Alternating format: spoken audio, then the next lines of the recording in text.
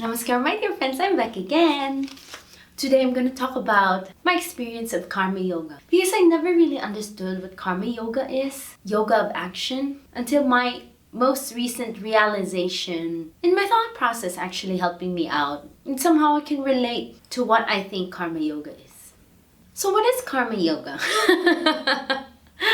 No, I'm not supposed to start like this of what Karma Yoga is. But based on what Sadhguru said, like all of us somehow has this spring that's coiled up really tight, really tense within us. And it needs to find expression.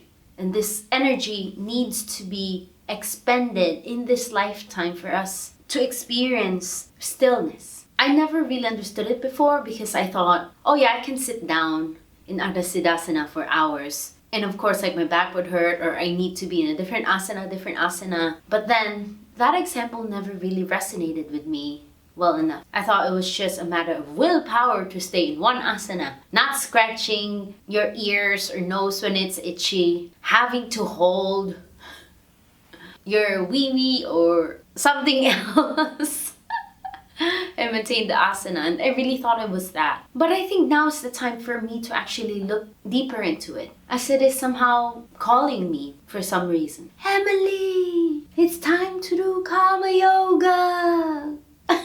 Not like that, but you know what I mean. So a confession, I know I'm not the only one with this situation. When I do my sadhana every morning, there's always thoughts that distract me from my sadhana. Sometimes I forget the count, or sometimes I forget if I've done a kriya or not. And some days are worse than others.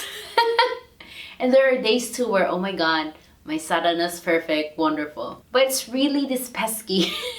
But it's really these thoughts, they're not pesky, that somehow linger, and it's usually, oh, what I need to do for the day, or oh, the things that I thought about yesterday. Rarely is it about the present moment. And I used to justify it that the thoughts that run through my head need to be sorted out because they're urgent. They need to be figured out because I need to execute them during the day or the following days. And there's a lot of quiet time during sadhana. Clearly, I still have a really long way to go. And I used to think it's the spiritual path that's most important than the rest of the things that needs to be done in this world. Spiritual path, meaning, oh, I have to live in the ashram, I need to attend as much programs as I can, I need to participate in as much pilgrimage I could sign up for. The list goes on and on and on. And of course, there are limitations to resources. So my priority has always been, okay, what's the next program can I attend? Oh, do I need it for Samyama? Oh, this holy place that has been renowned for its existence, an energy source, I need to go there. Some sort of deal. I think the way I described it right now seemed surfacey or trendy, just hyped up. Don't get me wrong though, because I really felt the longing that I need to go find, and I thought that was the only way to seek. But my current life situation right now is steering me a different way. So hear me out.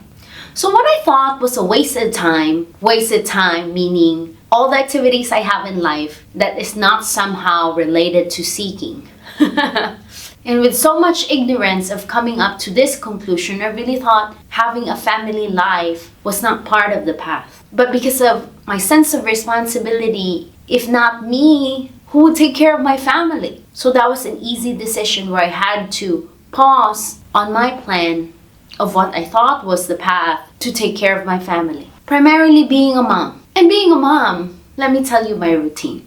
When I'm at home with my family, I wake up early in the morning before everyone else to do my sadhana.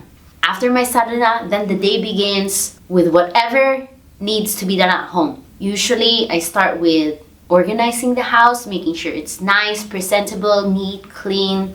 So I make the beds, pick up toys, vacuum, mop if I need to, start a load of laundry, clear out the rest of the kitchen that I wasn't able to finish the day before.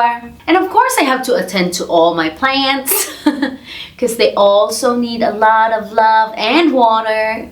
Then the bigger chunk of the day goes to Darling, to my dear Lily, play with her, or we go grocery shopping, or we meet up with friends so they can play. Then I have to make sure my family is fed. So either I have to bake or I have to cook. Make sure all the ingredients for cooking and baking or anything else that we need to do is present in the house. It's a very, very complicated system running a home. And now that Brand's father is living with us, that adds another layer of complexity into the planning process and making sure everyone in the family is well taken care of. Few adjustments here and there, just to accommodate everyone. And I just realized, my God, being a mom at home, taking care of my family, has allowed me to experience what Sadhguru has been saying, where you expend all your energy for that day and you know you've exhausted yourself just right before you go to bed and lay on your pillow just 2 inches before it lands, you like drop dead from being so tired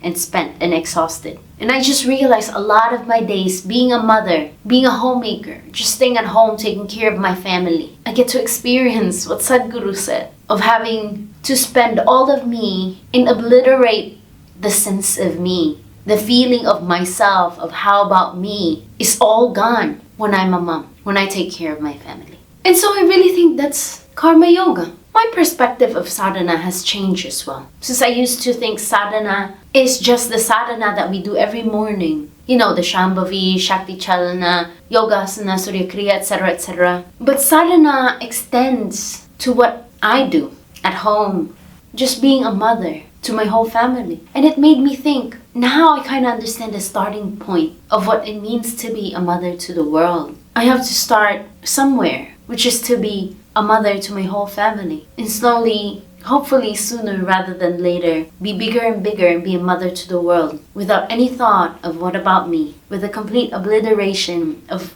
myself, just to give all of me. And it's so funny and so wonderful that it feels so beautiful having nothing left, at the same time having everything there is worth having in this world. And all of this I get to experience. Maybe even just, a tiny bit of it I get to experience. And of course, none of this would be a possibility for me if not for Sadhguruji.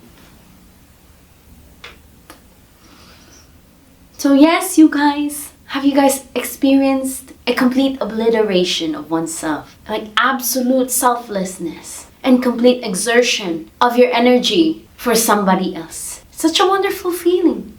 Let me know what your guys' experience is of this wonderful, very cathartic feeling of just having to dissolve in service for others. Namaskaram. So yes, I really hope to hear from you guys soon. Until next time, bye. Mwah.